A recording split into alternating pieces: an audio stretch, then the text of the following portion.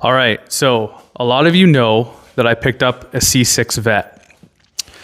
A lot of you probably don't know that I think I picked up the cheapest LS3 C6 Corvette, at least in Canada. I have been searching for quite some time for a C6, and I haven't jumped on anything because the cost of entry is still up there. It's, I want to say it's a better part of $35,000 to $40,000, both manual and 6-speed cars, depending on the year and the condition, especially LS3 cars. But this one popped up on Marketplace by an older couple. It was bone stock when I got it. Other than the wheels, the guy did not like the factory 5-spoke wheels. But it popped up. And he was getting bombarded with messages, and I'll probably, I'll share with you here in a second as to why. It's the price, if you haven't figured it out. But I reached out to him. I was one of the first ones to reach out to him who was actually serious and wanted to come look at the car. And went and looked at it and did some back and forth. He was originally asking $32,000 Canadian for the car. It has 88,000 kilometers on it, which is about 55,000 miles. And it is an automatic car. Now we'll go through it in this video, and I'll go through everything that I think is wrong with it or needs attention, if you will. There isn't much at all, thankfully. But when I did get it, it had lower than ideal oil pressure in my eyes, and that is a thing in the Corvette world. I did a lot of research on it, and it had a year-old oil, but it also had 9,000 kilometers on the oil, so it was pretty thinned out oil. I did an oil change on it, and the oil pressures were perfect. So thankfully, that's all it was. But we'll go through the car. And like I said, there was a lot of people messaging him about this thing. I ended up picking this thing up for $28,500 Canadian. Now at this, I'll put it up here, what it is in USD. It's going to be around $20,000. I've been researching a lot on the state side as well, and I haven't really found a comparable car, LS3, keep in mind, this is an LS3, not an LS2, for that kind of money, even when you take into consideration the exchange rate. But that being said, I'm not saying there's no such thing as deals out there, because they happen all the time, obviously. But I'm talking about broader market. I really think I got a really good deal on this. I probably underpaid $7,000 to $10,000 Canadian, give or take, for this car, especially based off what dealers are posting them for. Dealers are posting convertibles, LS3 convertibles that have similar mileage to this automatic, for high 30s, 40s, low 40s.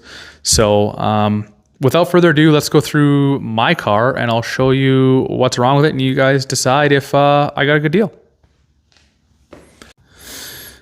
All right, so starting here in the interior, there's really, it's in really good shape, honestly. There's one qualm in this whole car, and it's a very common qualm, and it is a very adolescent hole here.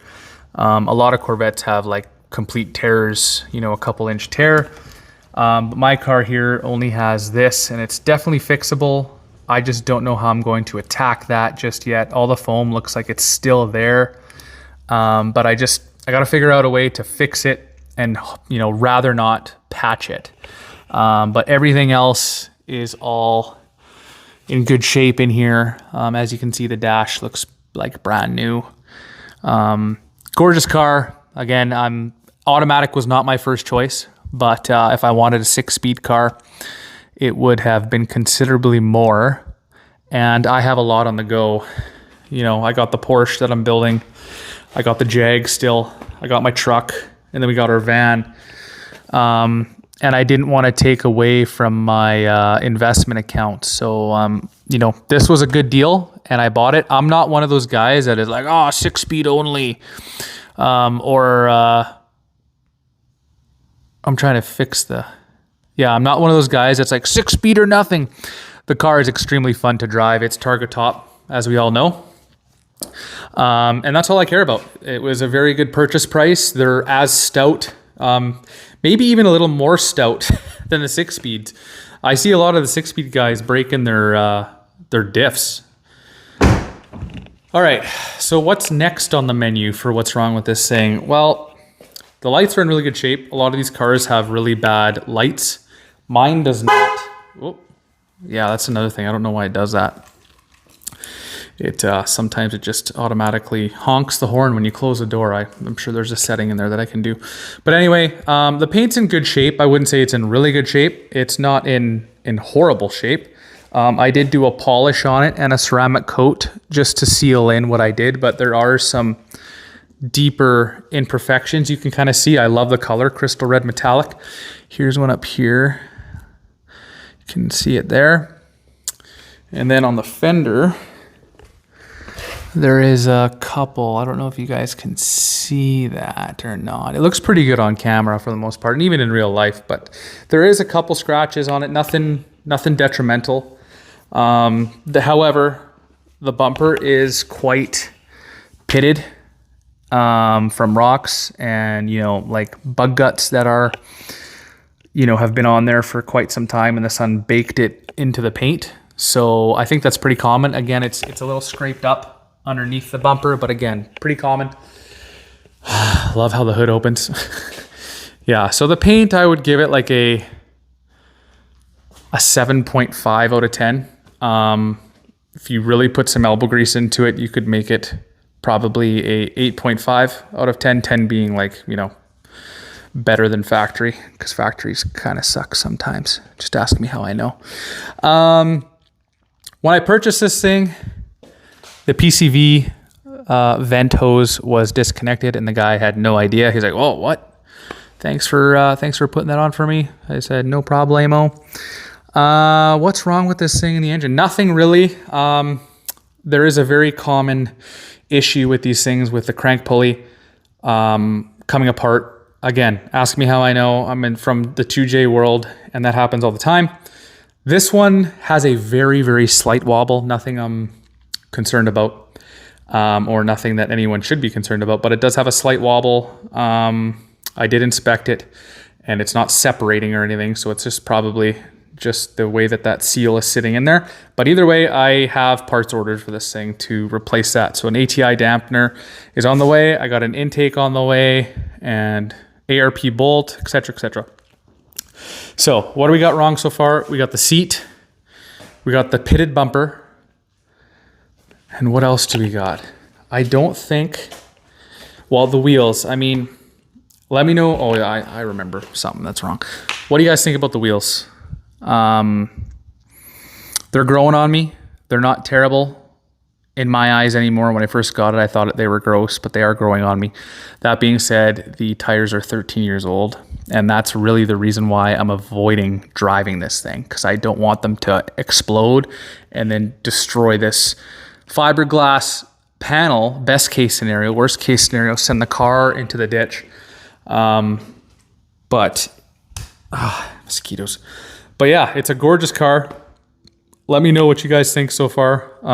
That's really the only things wrong with the car, other than maintenance items that I have to take care of. I have done the diff fluid already.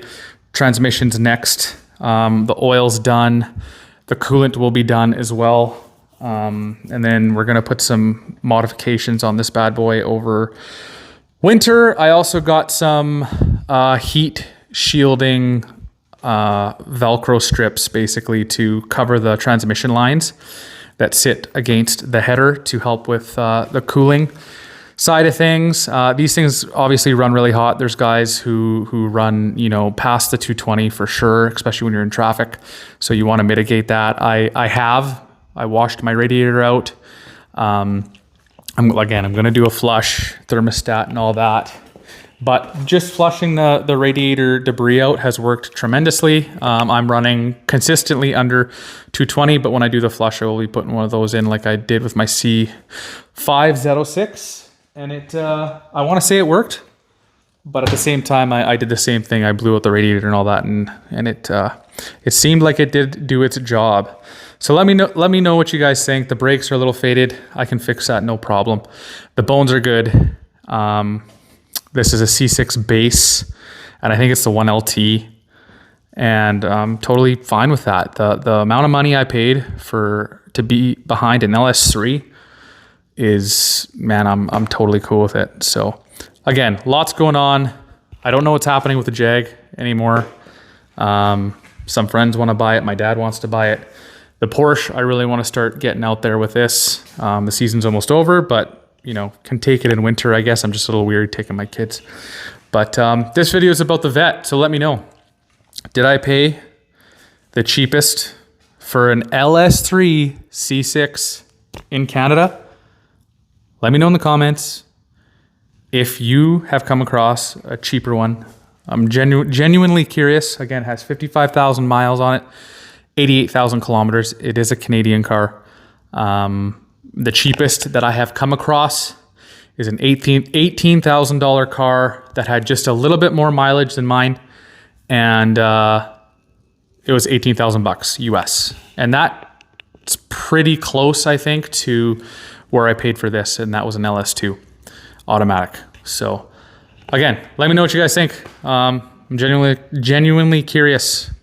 And if you have any tips and tricks on the C6 specifically automatic, let me know as well, because I'll be tackling this thing. And this one is staying in the stable. It's been a while since I've had a car that I've wanted to keep for a long time. My C5s out of 6 I sold, and that was a very, very bad decision, because as soon as I sold it for $26,000, they automatically were $36,000 to $40,000. So I'm keeping this one, and we're gonna either throw a cam or a supercharger in it. So yeah, let me know what you guys think in the comments below. All right, everybody, peace.